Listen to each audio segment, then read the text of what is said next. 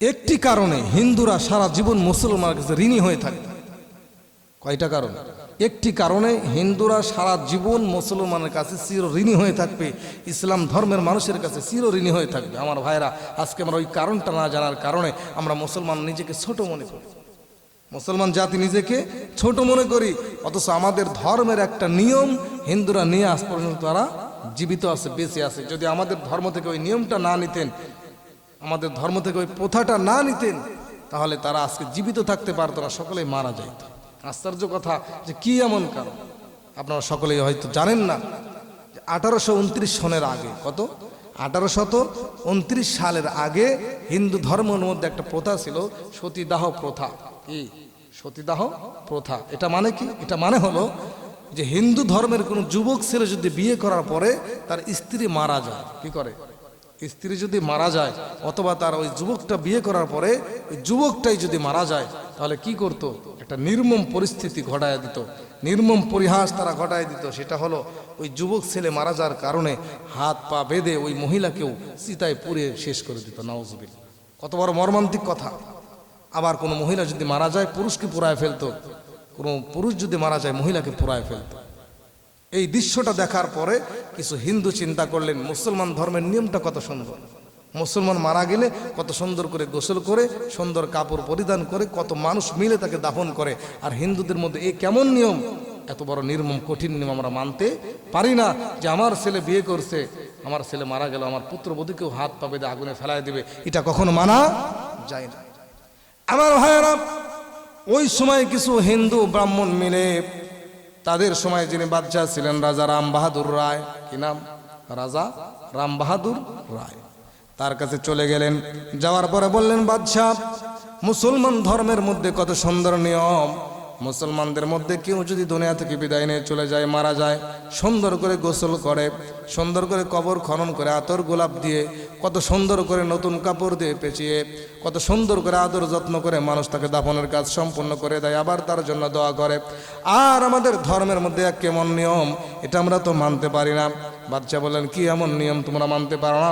সকল হিন্দু মিলে বললেন, বাদশাহ, আমাদের ধর্মের মধ্যে আমার সন্তান যদি বিয়ে করে, বিয়ে করার পরে আমার সন্তান যদি মারা যায়, তাহলে আমার পুত্রবধূকেও তার সঙ্গে পুড়িয়ে দেওয়া হয়। আমার সন্তান মারা যাওয়ার কারণে আমার পুত্রবধূকে হাত পা বেঁধে তাকে পুড়িয়ে ফেলানো হয়, চিতায় ফেলে দেওয়া শেষ করা হয়। আবার পুত্রবধূ যদি মারা যায়, আমার সন্তানটাকে হাত পা বেঁধে পুড়িয়ে ফেলা হয়। এত বড় কঠিন নিয়ম আমরা মানতে পারবো না। নিয়মটা কত বড় কঠিন, কত বড় মারাত্মক! দেখেন কত বড় ঘৃণিত একটি কাজ। আপনার সন্তান বিয়ে করছে, আপনার পুত্রবধূ মারা গেছে, সন্তানকেও জ্বালায় দিবে। আবার সন্তান মারা গেছে, আপনার পুত্রবধূকে কি করবে? জ্বালায় দেবে। আমার ভাইয়েরা, সমস্ত হিন্দু মিলে ওই রাজা রাম বাহাদুরের কাছে গিয়ে বলো, বাদশাহ, এই নিয়মটা আমরা কখনো মানতে পারবো না। মুসলমান ধর্মের মধ্যে কত সুন্দর নিয়ম, ওই রকম নিয়ম আমাদের মধ্যে নিয়ে আসেন। বলে কি? তাদের ধর্মের মধ্যে একটা নিয়ম আছে, সেটা হলো স্ত্রী মারা গেলে স্বামী আবার বিয়ে করতে পারে, স্বামী যদি মারা যায় স্ত্রী আবার বিবাহ করতে পারে। তাদের মধ্যে কিন্তু এই অবস্থা নাই যে স্বামী মারা গেলে স্ত্রীকে হত্যা করে ফেলবে। আমাদের মধ্যে এত কঠিন নিয়ম কেন? ওই সময় সমস্ত হিন্দুরা মিলে মুসলমান ধর্ম থেকে একটা নিয়মটা নিয়ে আজ পর্যন্ত তারা জীবিত আছে। রাজা রাম বাহাদুর রায় তখন জজ কোর্টে গিয়ে, সুপ্রিম কোর্টে গিয়ে তিনি একটা আইন পাশ করে দিলেন, হে আমার হিন্দু জাতি, আজ থেকে মুসলমান ধর্মের মধ্যে যেই নিয়ম যে পুরুষ মারা গেলে আরেকটা বিয়ে করতে পারে, স্ত্রী মারা গেলে স্বামী বিয়ে করতে পারে, স্বামী মারা গেলে স্ত্রী বিবাহ করতে পারে, এমনকি পুরুষ মারা গেলে স্ত্রীকে আর পুরানো হবে না, স্ত্রী মারা গেলে পুরুষকে আর পুরানো হবে না। মুসলমানদের যেই নিয়ম, ওই একটা নিয়মে আমাদের ধর্মের মধ্যে নিয়ে আসা হলো। সুতরাং ইসলাম ধর্মের নিয়ম কত সুন্দর যে আমাদের ধর্মের একটা নিয়ম নীতি আদর্শ নিয়ে আজ পর্যন্ত তারা জীবিত আছে, আজকে তারা বড়াই করতেছে। আমার ভাইরা, এই জন্য আল্লাহ তাআলা বলেন, ইন্নাদ-দীনা ইনদাল্লাহিল ইসলাম, একমাত্র আল্লাহর কাছে পছন্দনীয় ধর্মের নাম হলো ইসলাম। ওয়া ইয়াবতাগি গায়রাল ইসলামি দীনান ফালা ইউকবালা মিন, ইসলাম ছাড়া দুনিয়াতে আর যত ধর্ম আছে একটাও আল্লাহর কাছে গ্রহণযোগ্য না। আমার ভাইরা, আমাদের সৌভাগ্য যে আল্লাহ তাআলা আমাদেরকে ইসলাম নামক দৌলত দান করেছেন। বিনা দরখাস্তে আল্লাহ মুসলমানের ঘরে কি করেছেন? জন্ম দিয়েছেন। সুতরাং প্রিয় ভাইরা, মুসলমানের ঘরে শুধু জন্ম নিলেই হবে না, মুসলমানদের কিছু কাজ আছে, এগুলো আমাদেরকে করতে হবে। যদি না করি তাহলে আমাদের মুসলমানের কোনো মূল্যায়ন থাকবে না। আল্লাহ তাআলা আমাদের সকলকে ইসলাম ধর্ম যেমন শ্রেষ্ঠ, আমরা নবী পেয়েছি যেমন শ্রেষ্ঠ, কোরআন পেয়েছি যেমন শ্রেষ্ঠ, মানুষ হয়েছে আশরাফুল মাখলুকাত শ্রেষ্ঠ। আমাদের আল্লাহর মতো কোনো আল্লাহ নাই, আমাদের নবীর মতো কোনো নবী নাই, আমাদের কোরআনের মতো কোরআন নাই।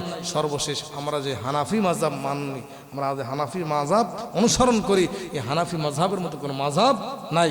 আল্লাহ তাআলা আমাদেরকে এত মহব্বত করেন, এত ভালোবাসেন। সব থেকে শ্রেষ্ঠ শ্রেষ্ঠ জিনিস আল্লাহ আমাদের জন্য বাজেট করেছেন। সুবহানাল্লাহ। প্রিয় ভাইরা, এই জন্য আসুন ইসলাম ধর্মের গুরুত্ব জেনে ইসলাম ধর্মকে আমরা মূল্যায়ন করে ইসলামী পরিবেশে নিজের জীবনকে পরিচালনা করতে পারি, রাসূলের সুন্নাহ অনুযায়ী নিজের জীবনকে পরিচালনা করতে পারি। আল্লাহ তাআলা আমাদের সকলকে ইসলামের প্রতি ভক্তি রেখে আল্লাহ রাসূলকে ভালোবেসে ইসলামের পরিবেশে থাকার মতো তৌফিক দান করুন। যতদিন জীবিত রাখেন ইসলামী পরিবেশে আল্লাহ তাআলা যেন আমাদেরকে জীবিত রাখেন। আল্লাহ তাআলা আমাদের সকলকে যে কথাগুলো বললাম আমল করে দুনিয়ায় থাকা আখিরাতে যাওয়ার মতো তৌফিক দান করেন। সকলে বলি আল্লাহুম্মা